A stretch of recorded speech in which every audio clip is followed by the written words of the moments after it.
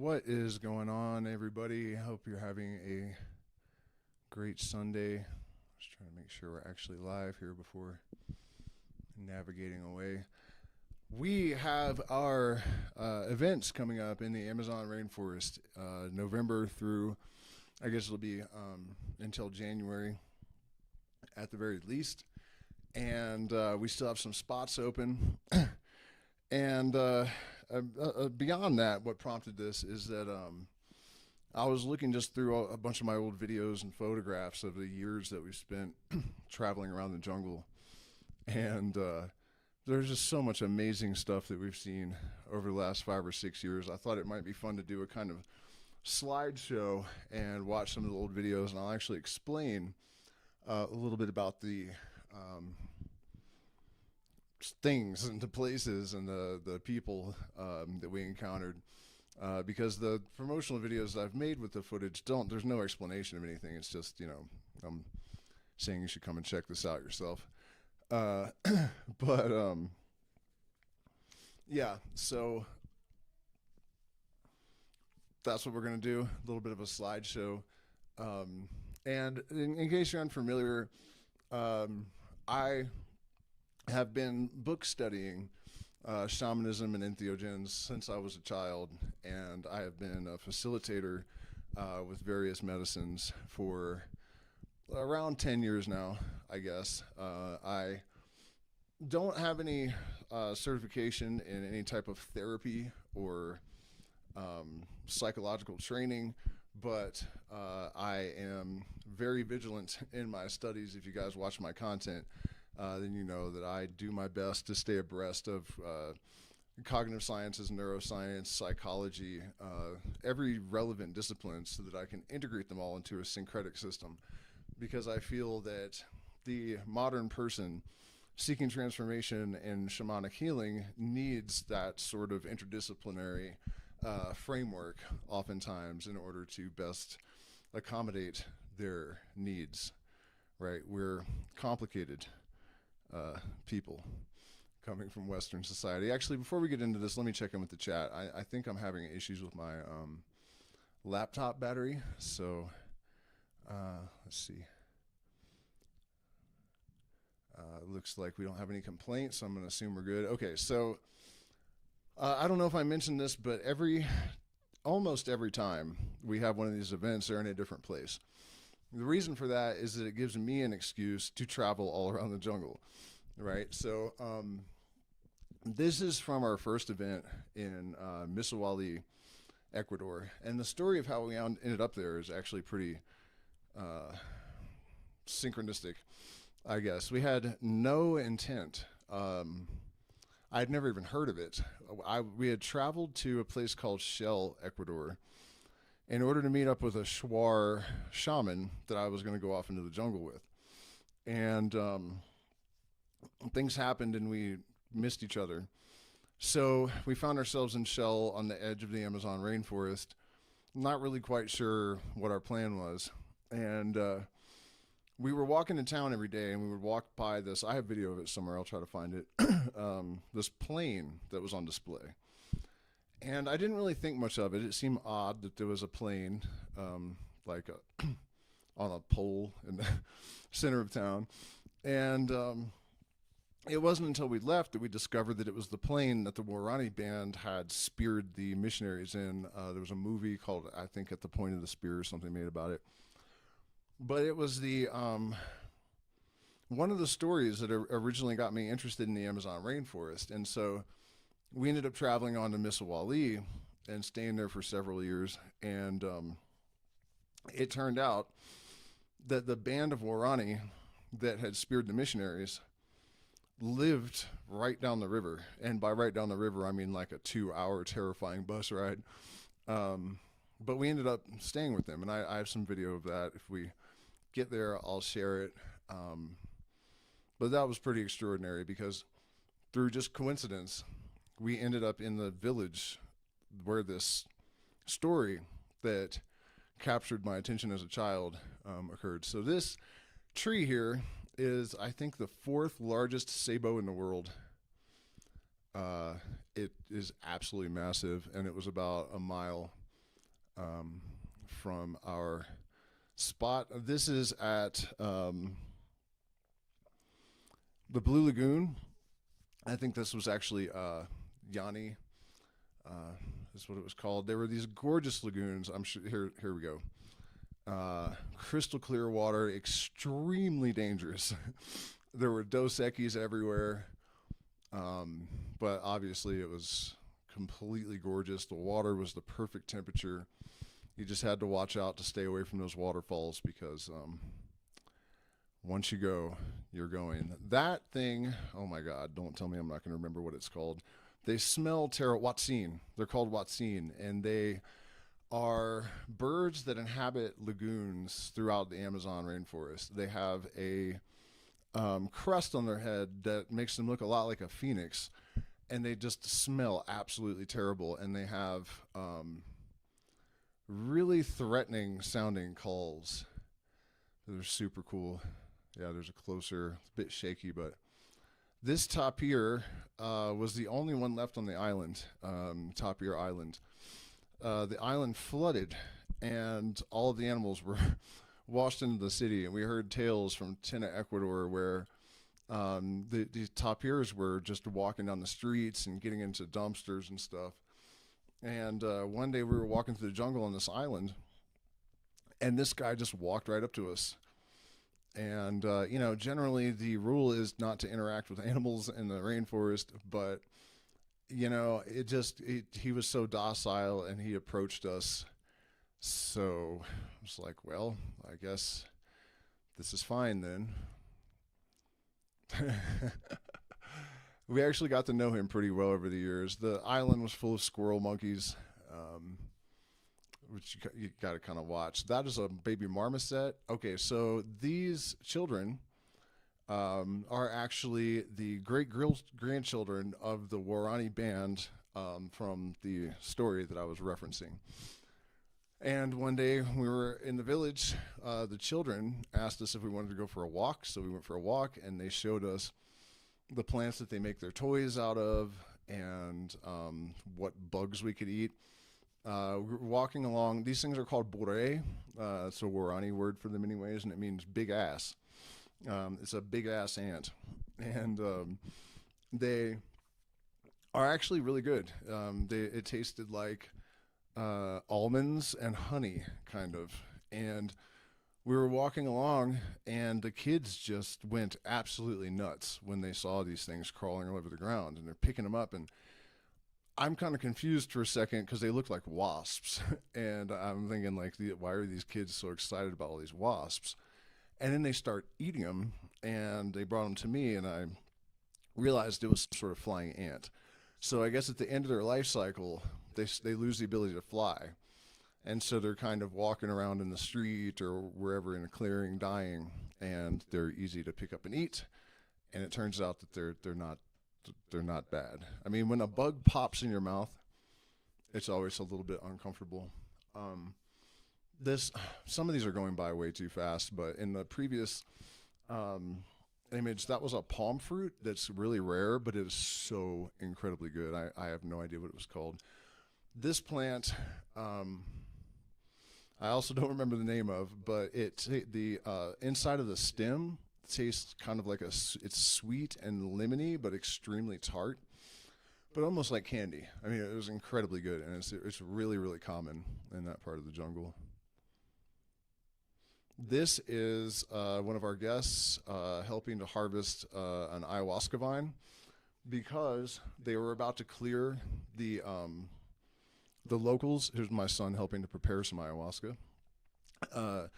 The locals were going to clear a trail there, and they're going to destroy it. So they said, if you want this, then you can harvest it. Eric loved to climb, so he went up there and got it, and here's my son helping us to prepare it with a traditional mallet.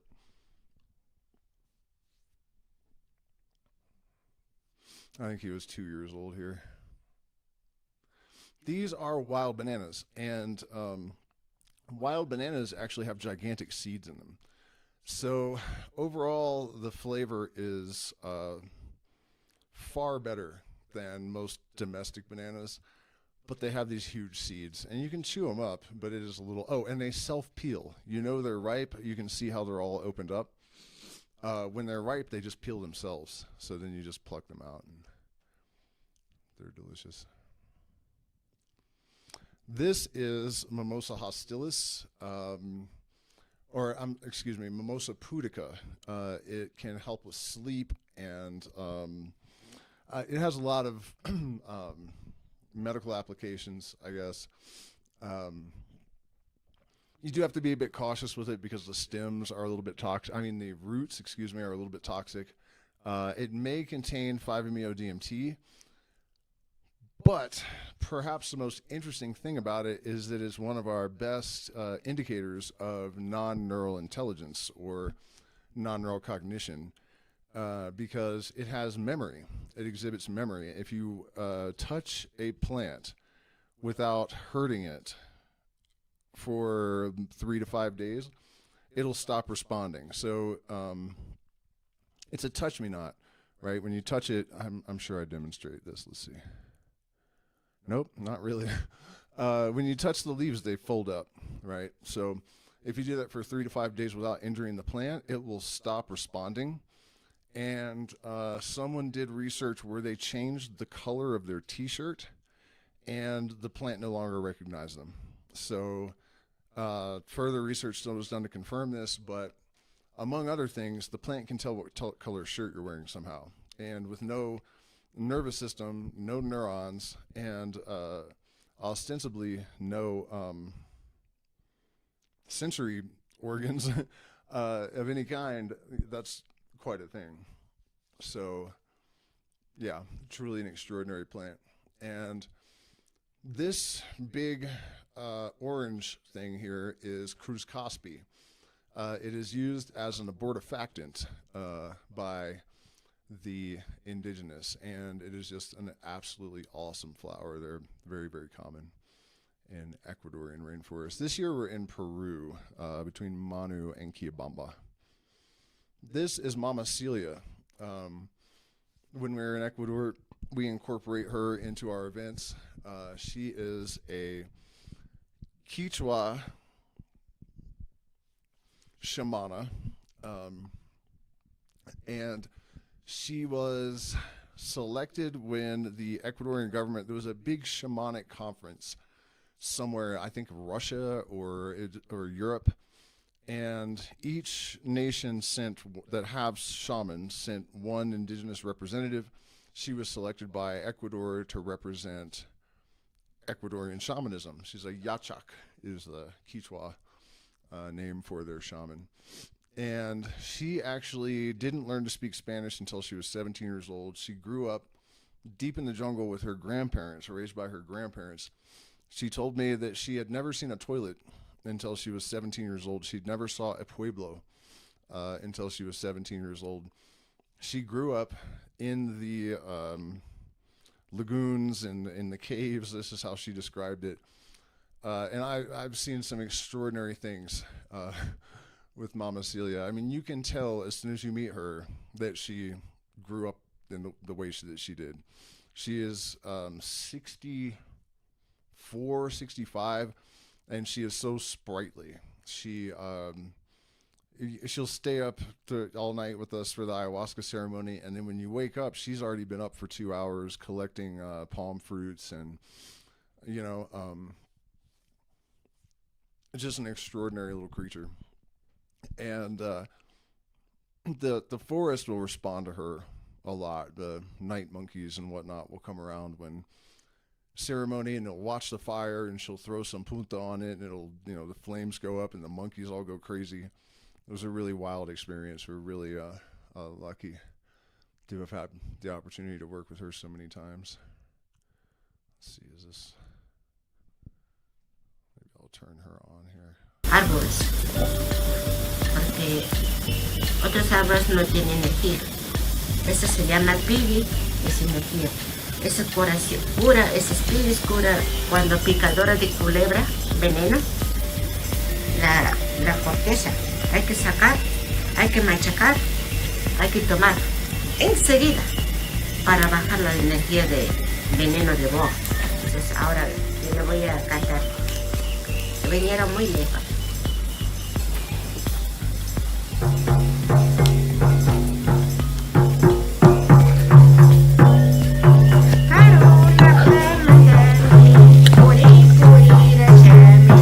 You will also have the option of studying ritual magic and symbolism of the Western mystery. That's true. I offer instruction also in private consultations via video call in Western esotericism and whatever else is relevant to an individual in terms of, oh, this is great. This, we actually almost got torn apart by vampire bats at this property. That was my partner there. And she's learning to use the Quechua blowgun. I'm fairly skilled with the Schwar version, but these are much, much larger and much more unwieldy, as you can see, and also much heavier. The wood they use is a lot heavier. But I think she did pretty good, as we'll see in a second here. But yeah, so this was an island in the middle of the Amazon. I honestly don't even remember how we ended up there, but we did, and we were there for a few weeks, and it was great, except that one night we're falling asleep, and I kept waking up to the fluttering of wings in my face, and I know what vampire bats are, and we didn't have mosquito nets, but they would just, you know, as soon as I woke up, it would go away. And then I asked my partner, did you feel, she's like, yeah, there's something fluttering around our heads, isn't there? So the next morning, or no, I guess it was the next evening, we went to dinner with the family that owned the island. And they said, yeah, we used to have vampire bats here, but we put metal roofs in, and now they're gone. And we looked at our hut, and it had no metal roof. And I was like, you didn't put metal roof on that one. And they're like, nope. I'm like, you still have vampire bats. They just don't come into the... You know, they didn't leave. They just moved all into there, and they were trying to bite our faces last night. So that was wild to realize that, you know, because I thought it's got to be something else. There's no way there's vampire bats, like, in this hut. Sure enough.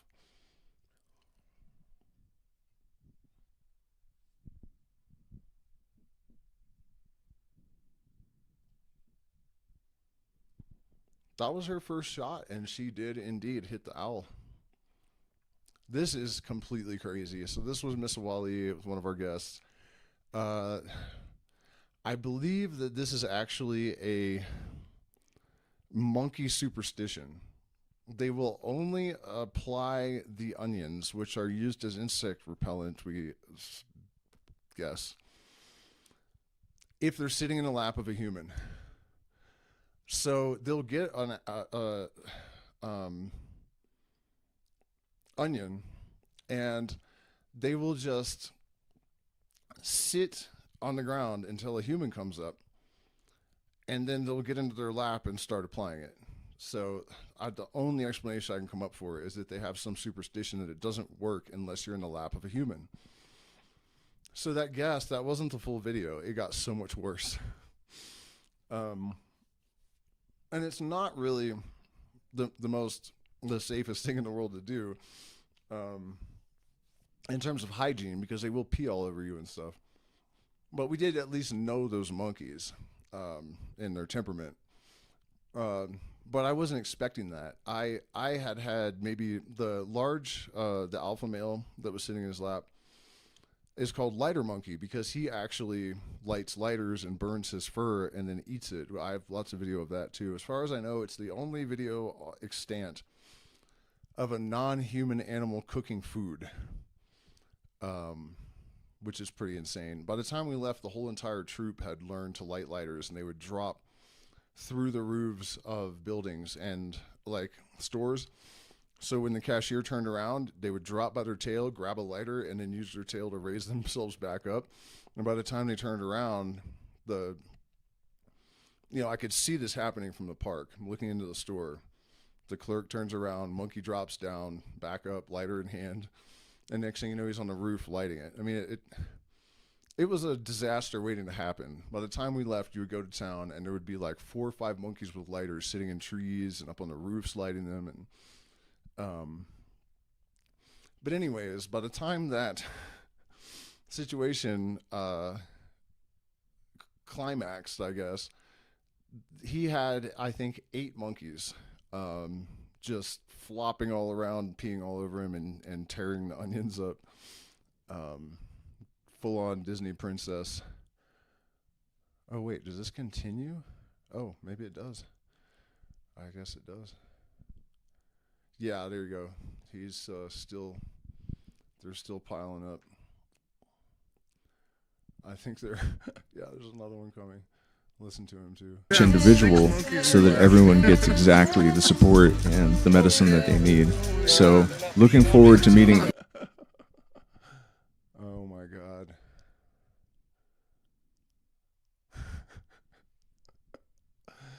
That is just so great.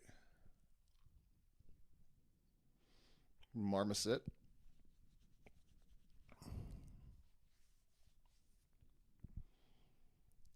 More squirrel monkeys. Let's see what else we got here. I did not review these at all before the stream, so I don't really remember. The Miss Wally town sign. I mean, these monkeys were just everywhere all the time, and they were. One of them body slammed my son one day.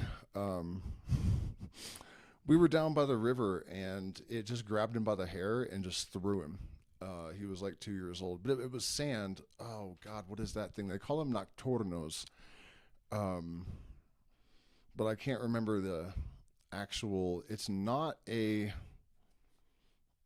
Oh man, what are those things that they from Madagascar that look just like that? They're not those. Oh my God, I can't remember what the hell that thing is. But it was very sweet. It's not a monkey either. Some strange jungle mammal. But the indigenous just called them nocturnos. But it was sweet and cute. That is a giant stick bug. Totally harmless, but insanely huge. That was a big one. This is Laguna. Oh man, I don't remember. But see, that's a fish there, and they are paiche, and they grow to like 12 or 15 feet long. That is a spider monkey. The fish grows to like 12 feet long, and they are dinosaurs basically. They have hard scales. And they're mostly vegetarians, and they're even friendly to an extent, almost like dolphins, except that you have to be very cautious. One of them ate someone's toddler on accident one time, which is, terrible story. But it just was trying to feed the fish a piece of bread, and the guide said that the fish just accidentally sucked the child in. So, caution is advised. Yeah, it was a gorgeous place. It's kind of like going back into the Paleolithic time. This is another property we rented for our events, also in Ecuador, from a Quechua shaman. And this cave on the property was a holy place of kinds. The property was inhabited by pre-Incan peoples that are known for carving petroglyphs into rocks, and there were a bunch of those along the river there. There were a bunch of features of this property that were pretty extraordinary. I don't know if it's in this video, but one of those things was this giant, perfectly circular rock that was set on top of another rock that had like a ring that fit it perfectly somehow, and supposedly you could feel vibrations. I never had the presence of mind to check this somehow. Only when you had drank ayahuasca, placing your hands on the boulder. This cave has a lot of really interesting, but how would you say it? Kind of fantastical sounding lore attached to it. But it was really an extraordinary place. Talig, Ecuador. We used to run our sluice in the river all the time and find little bits of gold every day. and they had a coati that we would hang out with, which is kind of like a raccoon, possum, monkey creature. I'm not going to say what those are. You guys can figure it out. In fact, I wouldn't have even played this video if I'd known this was here, because YouTube is really mean to me about stuff like that. So that is the largest tree species in the world, leaf, and that is a big spider. I don't know what kind. There's our Cruz Cosby again. The thing on the left is a Kamachara. There are a whole bunch of species. It's something like an armored catfish, but that's kind of an inappropriate name or a misnomer, I guess. They're pretty delicious, and also a lot of shaman. It's not exactly that they're entheogenic, but they are beneficial as like the foundation of certain dietas. And then on the right are chantacuras, which are a large palm grub that is kind of problematic, the harvesting of it. And so are palm hearts, actually, because the trees are about 40 years old when they're cut down. So it's not very sustainable. But these grubs are, they cut down the chanta palm, and it starts to smell fermented, like really, really strong. And then that's when you know to chop it open with machetes and chainsaws, and it's just full of these grubs, which I've eaten both raw and cooked.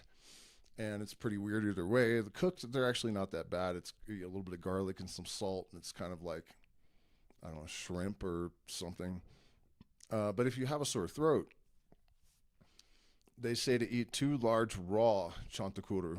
Kuru is, cure. And in my experience, it actually does work. I had a terrible sore throat one day in, I don't know, somewhere in Ecuador, and I ate 2 large raw chantacuru, and the sore throat was gone in literally 20 minutes. And it was bad. That is Bobansana. Bobansana is an ally plant of mine. The roots are used to help to access icaros, healing songs.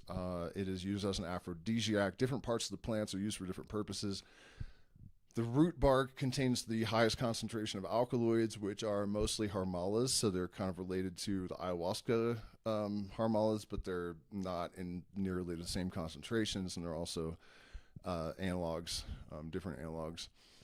So you can't use it in place of the vine, but you can use it as an admixture plant, and it is 100% safe. There's no possibility of, misdosing, or it's not toxic. It's not going to ever cause any kind of complications. It's also used to enhance lucid dreaming, and teas are made from the leaves and the smaller twigs in order to get energy, and the energy is not like caffeine or coca. It is not like a strong stimulant. It is just very mild, and I would almost say an ephemeral, or maybe even a spiritual kind of energy rather than a stimulant, chemical stimulant.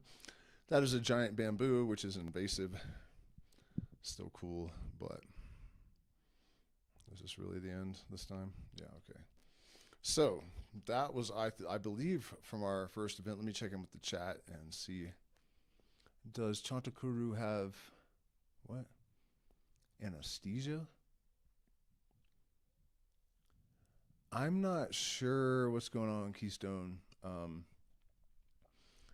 I'm not sure if I understand what you mean, if it has anesthesia. Oh, you mean does it kill the pain from anesthesia? No, I don't think so. So let's see, what do we got here? This one may have our close encounter with a Dos Equis. The guide almost got bit. I don't know if I brought the camera that day, though. Let's see.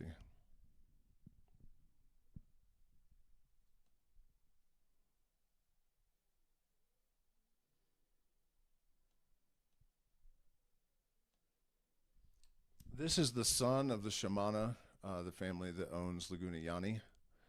This is a group of us relaxing in the jungle at one of the events, the Blue Lagoons.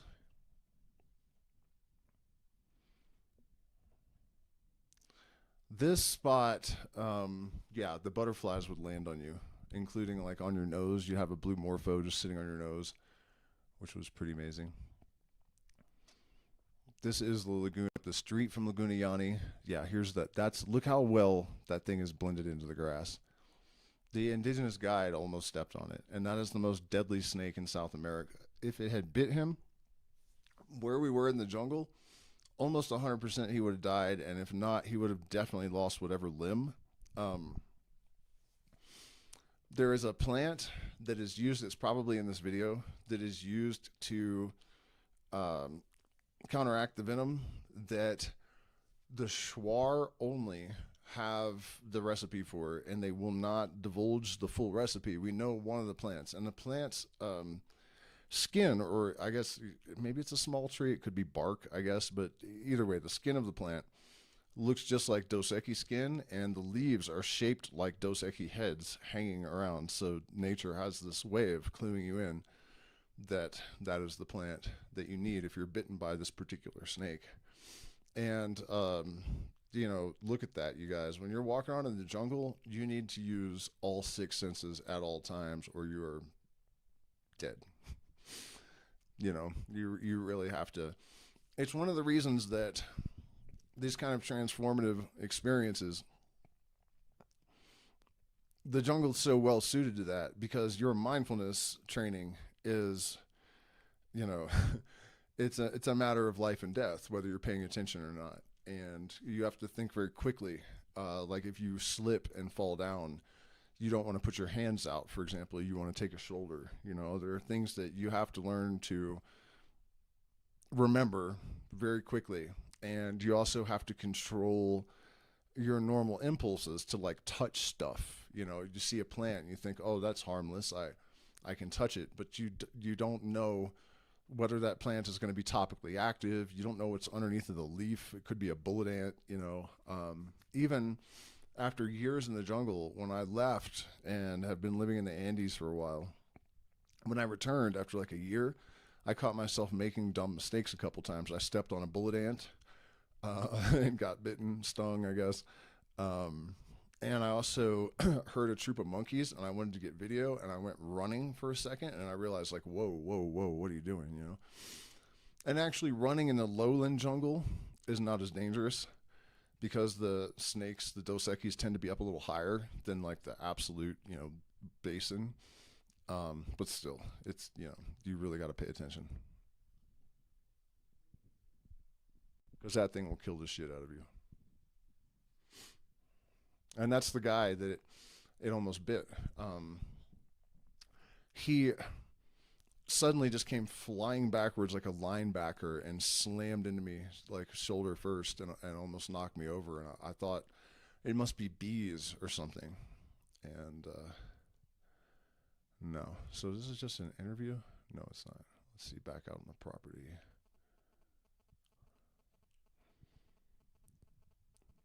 This is probably my son receiving limpieza. Yeah. Guests with monkeys again. They have the onions, I'm sure. This is an extraordinary family as well. That is a delicious palm fruit. Her father... I should have gotten a picture of this, but before they reforested this, it was completely barren. And her father was a banker, and he completely replanted this entire, like, 500 hectares or more. It was a huge area by himself. He rebuilt the soil using... like sawdust from a local, basically from the trees that were cut down at the processing plant, and, you know, fertilize it with nutrients. Oh, this is that Sangre de Drago? Looks like it. Yeah, so that's interesting as well. But yeah, he totally reforested this entire area by himself over, God, his entire lifetime. pretty extraordinary. And then this tree, in a similar way to how the snakeheads, that plant that's used to make the Dos Equis venom, anti-venom, it has this visual cue to tell you what to do with it. This tree's resin looks just like blood. Research has shown that it assists the blood cells in rebuilding damage to a degree that researchers said defied scientific explanation, right? So that's kind of like how part of the shamanic knowledge is learning how to see these ways in which nature communicates. And I'm actually writing a piece on Substack right now about how there's like a holographic resonant architecture that is sort of distributed across scales and domains that facilitates that kind of communication in a way that is not necessarily deliberate, but it is architectural. So it's not that it isn't deliberate, but it isn't agential, Anyways, check that out on Substack if it sounds interesting to you.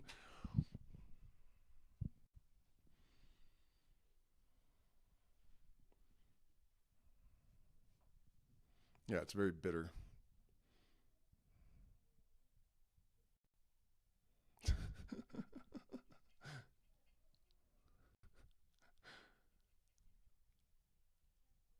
It's not stopping him from eating it, I guess.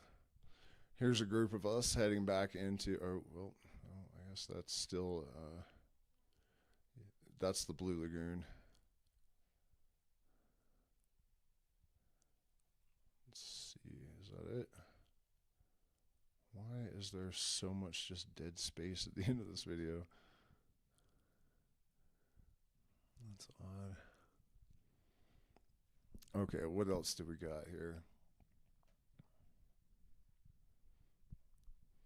I could do this for days. We have so many miles of video in my folders here.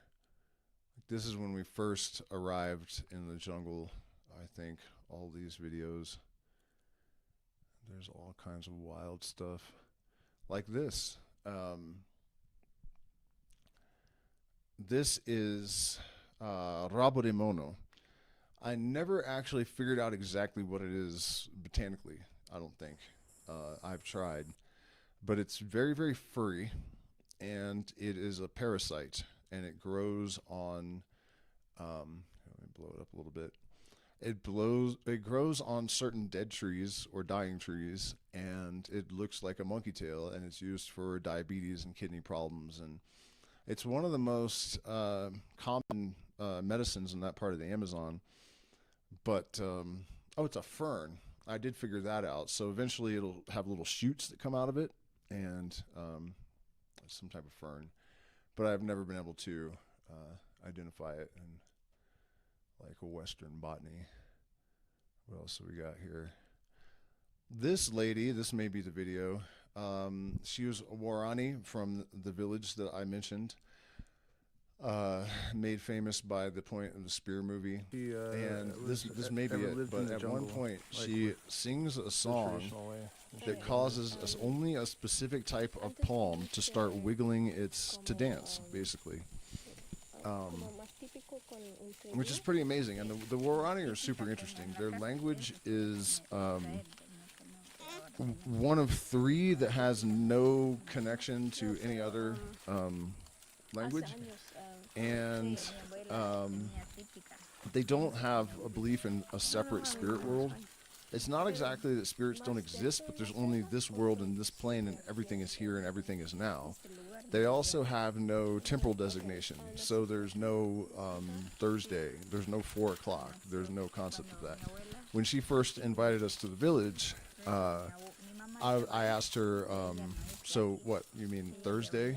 Or, and they just stared at me blankly and said, just come to the village. And I didn't understand at first. I didn't know that there was no temporal designation in their ontology.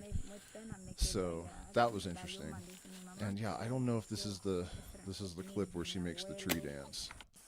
I know I looked for it the other day and I couldn't find it, but it is in my shorts. So you can definitely find it there if it's not easy enough for me to find here.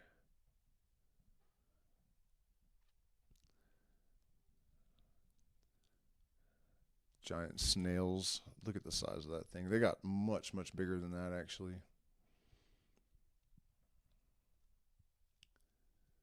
Probably monkeys harassing my son. I mean, there's just so much. I should organize it all before diving in there. All right, let's check out one more video before I have to wrap it up and finish my Substack article. If you guys are not following me on Substack and you are interested in the science of spirituality, what happened to my playlist? Did it close somehow or something? Can we just go to the end and then maybe it'll keep going, I guess, on its own, right?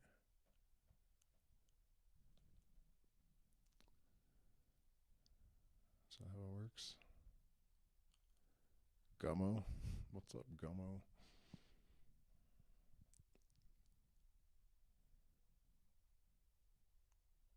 Nope, it went to Gummo.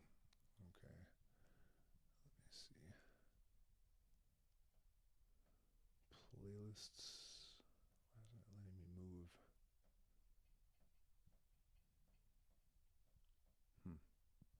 There we go.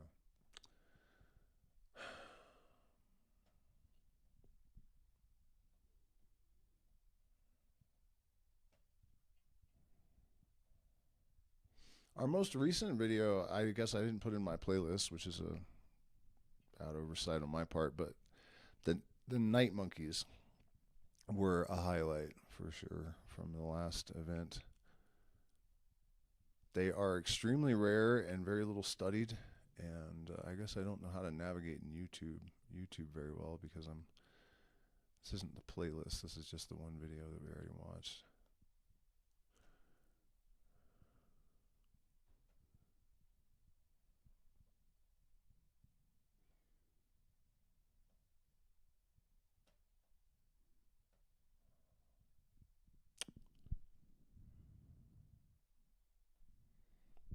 It just keeps opening this same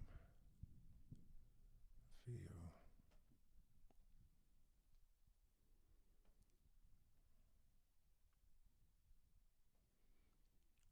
Can't you just open the whole playlist somehow? Oh, view full playlist. There we go. Oh my god. Sorry guys, I'll get it this time, I'm sure.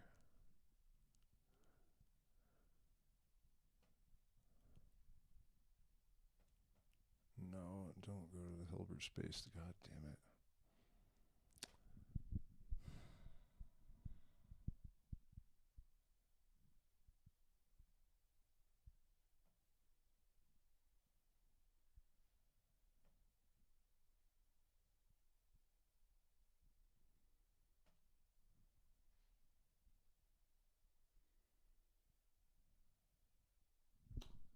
What is it? I didn't touch anything. Why did it do that, you guys?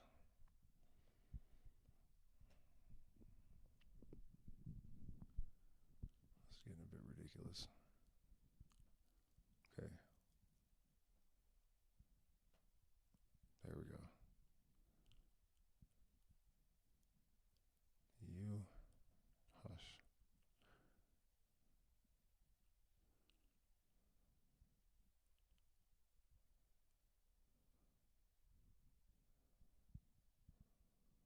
Oh yeah, this is awesome. This will be our.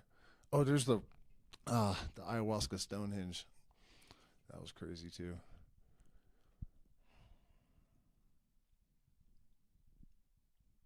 Our retreats, we're doing jungle excursions of different kinds, and we're scouting out different locations to find the coolest places to go. And so someone recommended the Cavernas Tres Hermanos, and so we're hiking way out into the jungle. Absolutely beautiful here. But I guess about an hour and a half hike into the jungle to check out these caverns. Hired a couple of Quechua guides, and probably going to be amazing. So this palm that we take the young shoots from to eat has this flower, and all of these pistils are sort of this, sort of like angel hair pasta. so the entire way into the cavern, and the path is just lined with these crazy flowers. Those are the, I can't hear if the thing is here. I'll just do my own narration, just because I'm not sure if you guys can actually hear anything. These plants are the mitos. The leaves are rolled around food and cooked, fish and whatnot, with usually plantain and yuca. Chantakurus are also prepared that way a lot.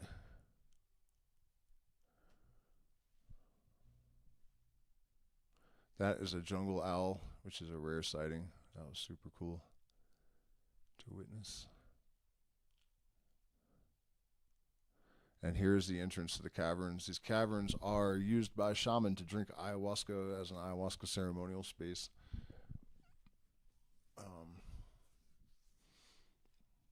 It was pretty scary in there. I actually got hit by a bat, a very, very large bat.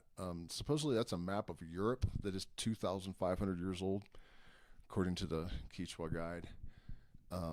Lots of minerals and artifacts. There's a lot of skeletons they had collected in there.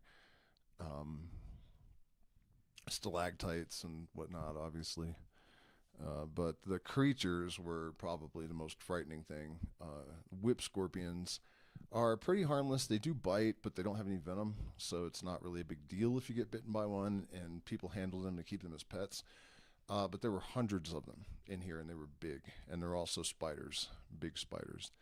So going back there in the pitch black to drink ayahuasca is something I did not do. I would do it, but I didn't do it. That is a whip scorpion, and it is an absolute nightmare. Look at that thing. Oh my God.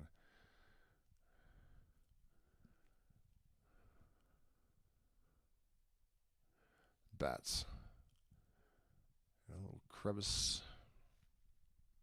My son was in there with us. A couple of guests too. You don't ever see them in the camera, but they're there. Yeah, those are the whips of the whip scorpion, and there, like I said, there were enough of them, and that was actually the ayahuasca ceremonial area where the whip scorpions seemed to concentrate, which is less than ideal in my opinion. And so way back in the cavern, they had collected all of these artifacts and skulls, fossils. Let's see, I think there's a jaguar skull somewhere, thunder eggs, various fossils, figurines, and who knows how ancient these things are. They just, all of it was found in the cave. That's a pig, a wild pig. That is a ocelot skull. Ganado is the deer there. There is a jaguar skull, but it's that one, the smallest one, because it was a young jaguar. What else have we got here?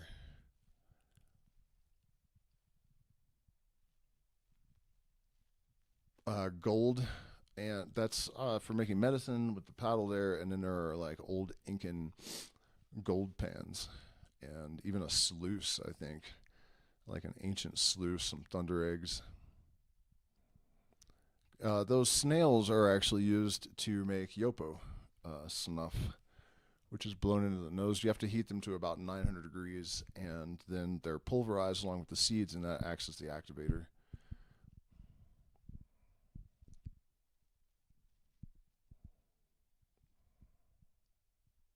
That's wild too.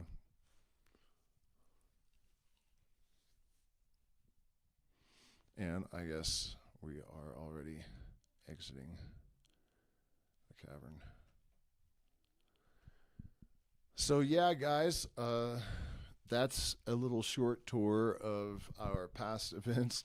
We also have had events in the Sacred Valley, which is possible still. I thought we would be out of here by now, but we're going to be here for a minute longer.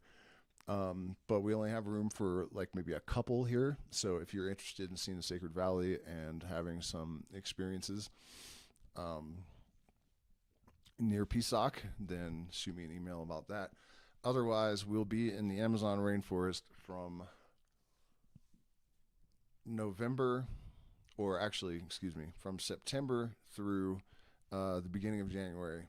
So shoot me an email if you're interested. We require a video call in order to ensure that it's a good fit, and also for mental and physical health screening, and so that you have an opportunity to ask questions, because I don't really tend to get into a lot of detail on YouTube about this kind of stuff because they're unpredictable and how they apply their policies, especially when you are a flagged creator, which I definitely am. So we're very cautious.